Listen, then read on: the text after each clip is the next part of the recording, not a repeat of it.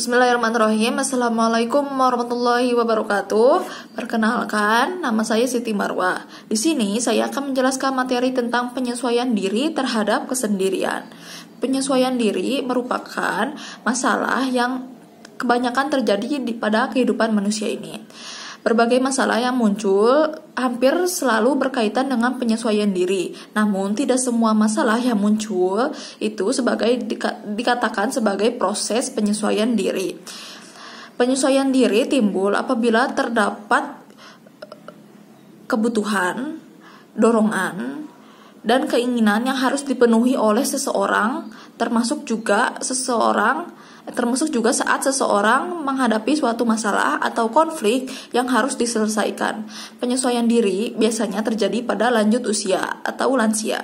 Penyesuaian diri pada lanjut usia ini adalah kemampuan orang yang berusia lanjut untuk menghadapi tekanan atau konflik akibat perubahan-perubahan fisik, sosial, psikologis yang dialaminya, dan kemampuan untuk mencapai keselarasan antara tuntutan dari dalam diri dengan tuntutan dari lingkungan, yang disertai dengan kemampuan mengembangkan mekanisme psikologis yang tepat sehingga dapat memenuhi kebutuhan dirinya tanpa menimbulkan masalah-masalah yang baru.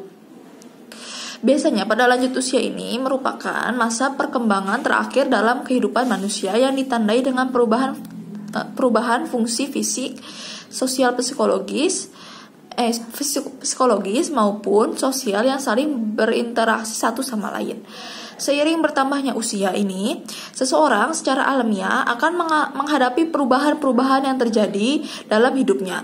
Mekanisme tersebut dinamakan penyesuaian diri. Penyesuaian diri itu pada masa perkembangan ini dinilai sulit untuk lansia, karena lansia biasanya masih berorientasi pada tahapan perkembangan sebelum mereka pensiun dari kerjanya. Menurut Hurlock, penyesuaian diri pada lanjut usia itu dipengaruhi oleh faktor-faktor berupa persiapan untuk hari tua, pengalaman masa lampau, kepuasan dari kebutuhan, kenangan akan persahabatan lama, anak-anak dan cucu yang mulai dan telah dewasa, sikap sosial, sikap pribadi, metode penyesuaian diri, kondisi fisik, kondisi hidup, dan kondisi ekonomi.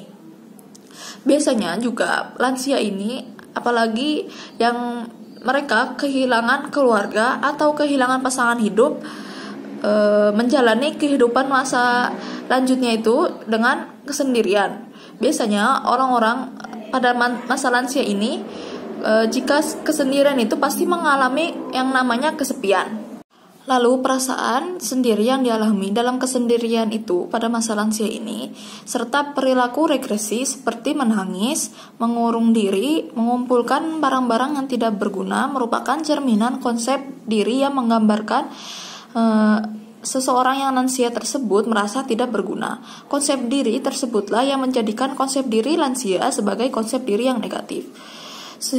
Sebaiknya, jika mengalami kesendirian pada masa lanjut ini, pasti orang itu akan membutuhkan dukungan-dukungan.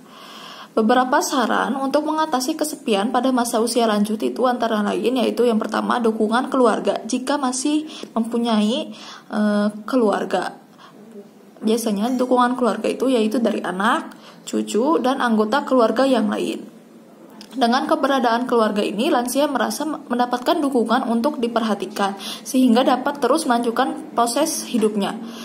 Selain itu, keberadaan anak atau keberadaan dukungan keluarga dapat menjadi salah satu perwujudan atas rasa bakti anak kepada orang tuanya, sehingga dapat menjadi kebanggaan lansia pada anak-anaknya. Lalu yang kedua, menjalin kontak sosial dengan teman, tetangga, atau lingkungan sekitar. Misalnya, aktif dalam berbagai kegiatan sosial dengan lingkungan sekitar atau dengan teman-temannya. Lalu, yang ketiga, melakukan suatu aktivitas seperti membaca, mendengarkan musik, menonton TV, berjalan-jalan, berbelanja, menyiram tanaman, atau dengan kegiatan-kegiatan positif yang lainnya. Sehingga masa usia lanjut ini tidak dikatakan atau tidak diidentifikasi sebagai masa negatif oleh sebagian orang. Karena masa lansia ini bisa menjadi masa-masa yang positif untuk kehidupan terakhirnya itu. Mungkin segitu saja yang bisa saya sampaikan, kurang lebihnya mohon maaf. Terima kasih. Wassalamualaikum warahmatullahi wabarakatuh.